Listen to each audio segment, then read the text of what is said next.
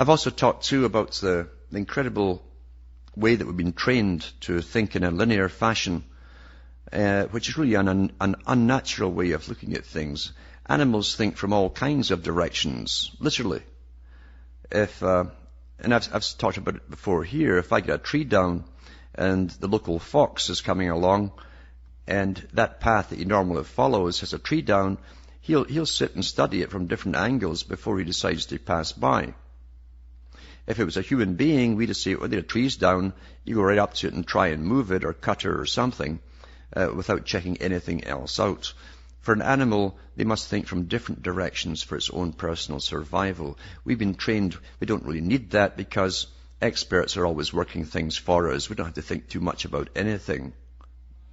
Just sit back and be happy. Back with more after this break.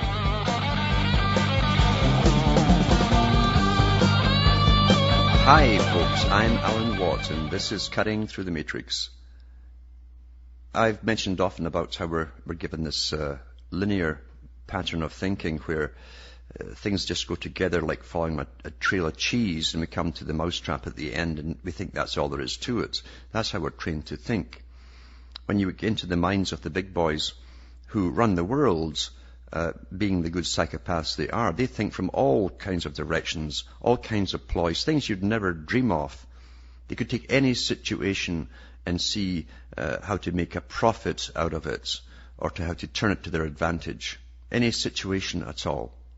The directions that you have to be born with a technique like this. You can't just learn it. You're born with it. And that's what they say psychopaths actually are. They're born with psychopathy. But unfortunately, the normal folk can't think that way. We don't see the cons coming. And we're trained, we literally are trained from childhood into growing up thinking that those in charge, those who have somehow worked up to the top positions of authority in government, are somehow more altruistic and more honest and better than ourselves. Nothing can be further from the truth. Because psychopaths are the ones who claw their way up. Psychopaths need the power. They have a craving for power over other people. And they have a craving for status, incredible craving for status. And they like people calling them sir or bowing to them and all that kind of stuff. They really, really get off on this. And who knows, maybe that's a natural order. I've often wondered that in society down through the centuries. If the big man in a tribe ends up conquering the tribe next door and becomes the hero and starts to get treated like royalty, and his offsprings are the same, then his offsprings marry the enemy's daughter. You got two basically aggressive types marrying each other, the ones who got to the top within their own tribes and have psychopathic traits that they then pass on to their own children, and then they rule all the rest of the people beneath them. That seems to be the way in society. And getting back to this respectability factor, we should know by now that there's more criminality going around the world in suits and ties, very expensive suits and ties, as opposed to street crime. And it's an area that's seldom touched. It's almost a taboo area for the police because politics are definitely involved in it. And white-collar crime, regardless of the billions, some of them will rip off the public, generally ends them, if they get caught at all and they get sentenced, they get put to some kind of halfway house where they can play golf, and they're only in for a few months, and that's it, over and done with. It's ridiculous, but that's the reality. And what they'll say in court is, well, they didn't actually physically hurt someone. Now, if they clean the banks out and people lose their homes and maybe commit suicide or starve to death, technically within the legal system, the person who caused it didn't kill them. That was a consequence of it that was out of their hands. That's how they'd phrase it, you see, in the legal system. So they get very, very little punitive punishment whatsoever.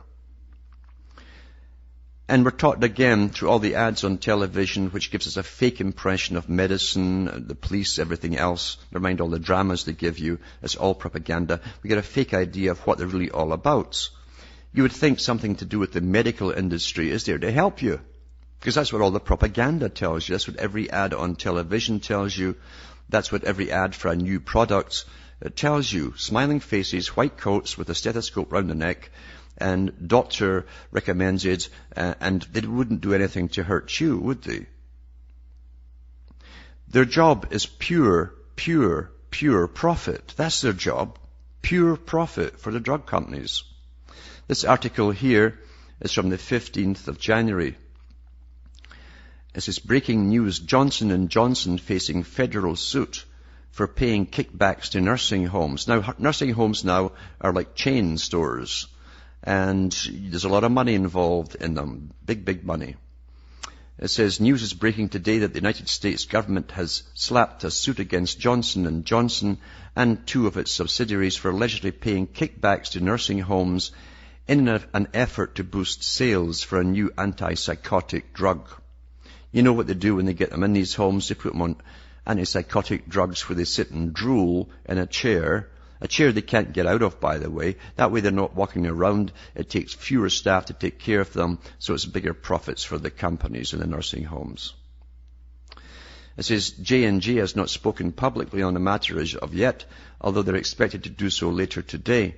The news of the U.S. suit against Johnson & Johnson comes on the same day it is being reported that the company is broadening its voluntary recall of certain over-the-counter medications that have a musty or moldy odor.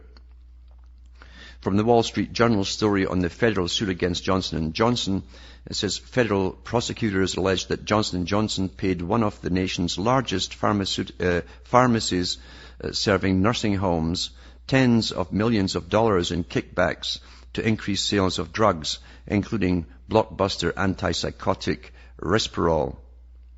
A press release issued a short time ago provides even more detail on the kickbacks that Johnson & Johnson is alleged to have paid. It says the United States has filed a civil False Claims Act complaint against drug manufacturer J&J of New Brunswick, New Jersey, and two of its subsidiaries, Ortho McNeil Johnson Pharmaceuticals, Inc., and Johnson & Johnson Healthcare Systems, Inc.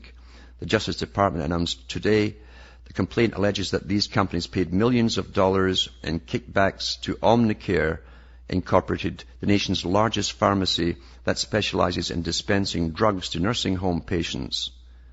In November 2009, the United States numerous states and Omnicare entered into a $98 million settlement agreement that, among other things, resolved Omnicare's civil liability under the False Claim Act for taking kickbacks from J&J. It's quite astonishing. This is quite common, this kind of stuff, isn't it? It says kickbacks in the nursing home pharmacy context are particularly nefarious because they can result in excessive prescribing of strong drugs to patients who have little or no control over the medical care they are receiving. U.S. Attorney Carmen Ortiz said in a statement, nursing home doctors should be able to rely on the integrity, here they go again, integrity in the pharma industry, of the recommendations they receive from pharmacists, and those recommendations should not be a product of money that a drug company is paying to the pharmacy. This is across the board, this kind of natural corruption. It's commonplace. They're all at it. All the big companies are at it. Never mind the fact now that every country in the world that bought all the millions and millions of doses of the useless swine flu vaccine are desperately trying to give them away to any country that will take them, because they don't want to be left with all these multitudes, these mountains of syringes, because it doesn't look too good on them for the next time. But that's the way it is, isn't it?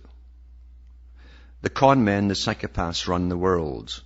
And they can whip us up into a frenzy over global cooling or global warming or plagues or whatever else they want. And they always seem to get their way because the politicians always go along with them. What do the politicians have in common with the big boys? Psychopaths, you see. They do recognize each other, and they see no problem in making deals with each other. Quite something.